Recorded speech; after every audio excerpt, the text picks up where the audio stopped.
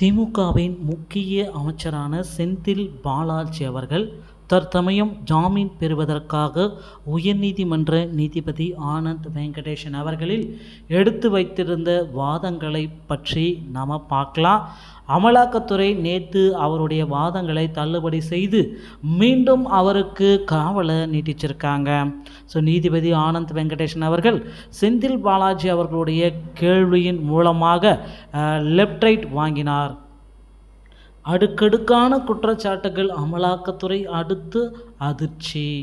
செந்தில் பாலாஜிக்கு ஜாமீன் கிடைக்குமா? முன்னாள் அமைச்சர் செந்தில் பாலாஜிக்கு எதிரான ஆதாரங்கள் எல்லாம் ஜோடிக்கப்பட்டது அல்ல என்று அனைத்தும் உண்மையானவை என அமலாக்கத்துறை நீதிமன்றத்தில் வாதம் வைத்து செந்தில் பாலாஜிக்கு அதிர்ச்சியை கொடுத்துருக்காங்க. போக்குவரத்து கழகத்தில் வேலை வாங்கி தருவதாக ஏமாற்றி பணம் வாங்கிய குற்றச்சாட்டில் சட்டவிரோத பண பரிமாற்ற நடைபெற்றதாக கூறிய அமலாக்கத்துறை அமைச்சர் செந்தில் பாலாஜியை கடந்த ஆண்டு ஜூன் 14 கைது செய்தனர்.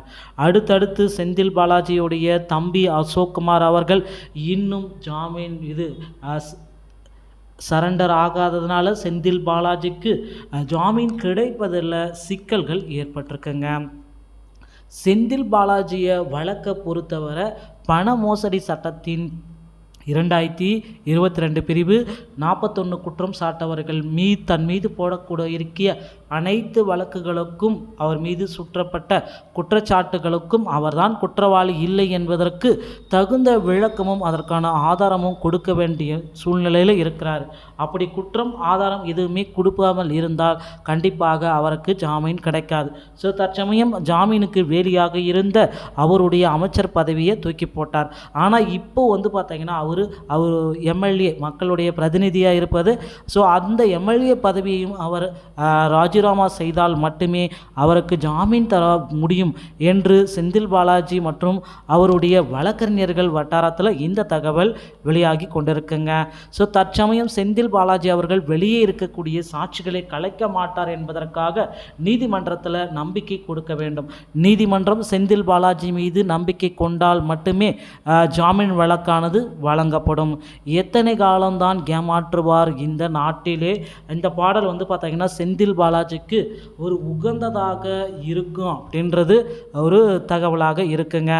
அடுத்தடுத்து பார்த்தீங்கன்னா போக்குவரத்து துறையில் 67,000 கோடி வரை லஞ்சமாக பெற்றிருப்பது இந்த ஊழல் வழக்கில் செந்தில் பாலாஜி அவர்களும் முக்கிய குற்றவாளியாக இருக்கக்கூடிய அவருடைய தம்பி அசோக்.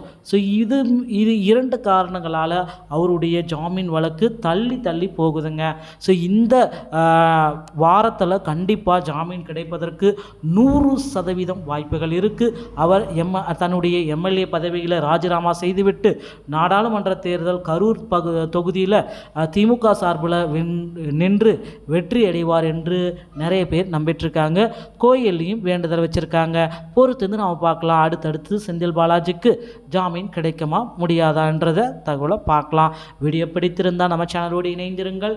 அடுத்த வீடியோவில் இன்னொரு செய்தியோடைய உங்களை சந்திக்கிறேன். நன்றி, வணக்கம்.